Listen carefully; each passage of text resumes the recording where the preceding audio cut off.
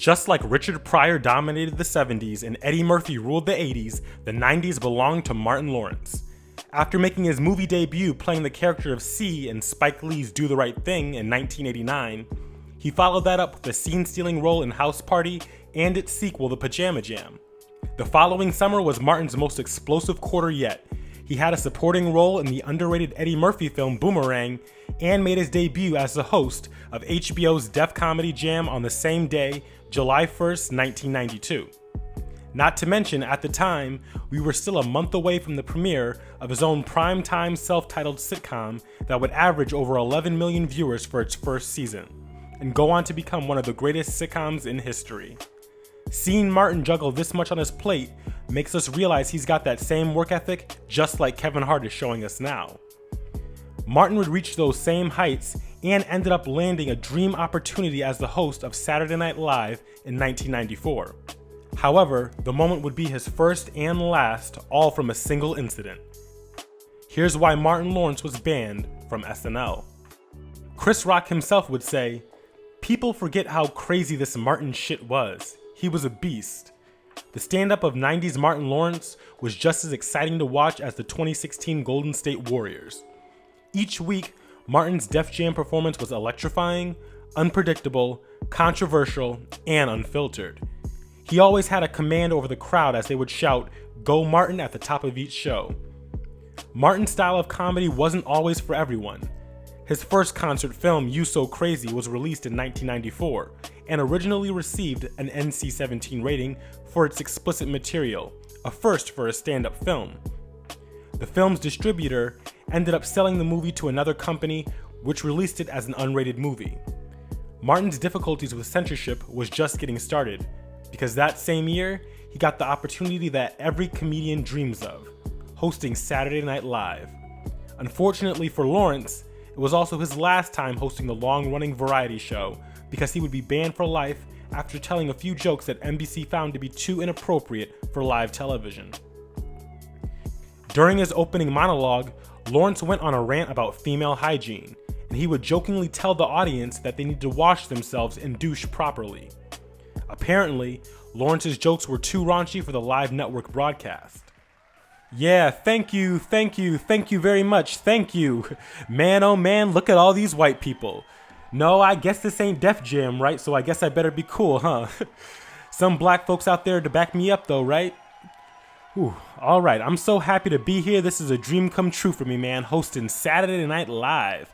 I watched everybody, all of them, and I was like, when am I gonna get my chance? When am I gonna get my chance? Well, damn it, now's my chance. Ain't no stopping me now, I tell you.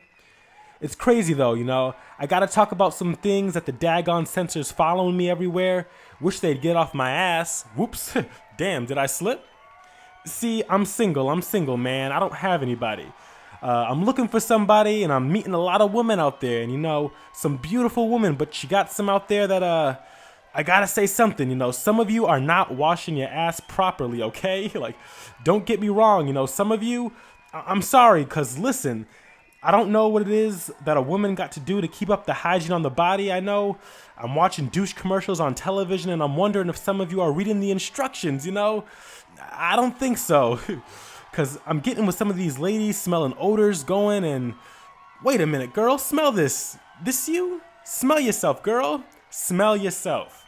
I tell a woman in a minute, douche, douche. Some women don't like it when you tell them that, when you're straightforward with them, douche. I say, well, I don't give a damn what you do. Put a Tic Tac in your ass, put a cert in your ass. I'm sorry, you got to wash properly. I'm a man, I like to kiss on women, I like to kiss all over their bodies, but if you're not clean in your proper areas, I can't, kiss all over the places that I want to kiss. Some women will let you go down knowing they got a yeast infection. I'm sorry, come up with dough up on your damn lip, got a bagel and a croissant on your lip. Anybody got any butter? I like jelly on mine. Well, look at here, we got a great show tonight because I'm here. That's right, I'm here. Later versions of the episode cut him off, and a very corporate response by NBC is shown, claiming that they don't agree with Lawrence's views. At this point in the monologue, Martin begins a commentary on what he considers the decline in standards of feminine hygiene in this country. Although we at Saturday Night Live take no stance on the issue one way or another, network policy prevents us from rebroadcasting this portion of his remarks. In summary, Martin feels, or felt at the time, that the failure of many young women to bathe thoroughly is a serious problem that demands our attention. He explores this problem, citing numerous examples from his personal experience, and ends by proposing several imaginative solutions. It was a frank and lively presentation and nearly cost us all of our jobs. We now return to the conclusion of Martin's monologue.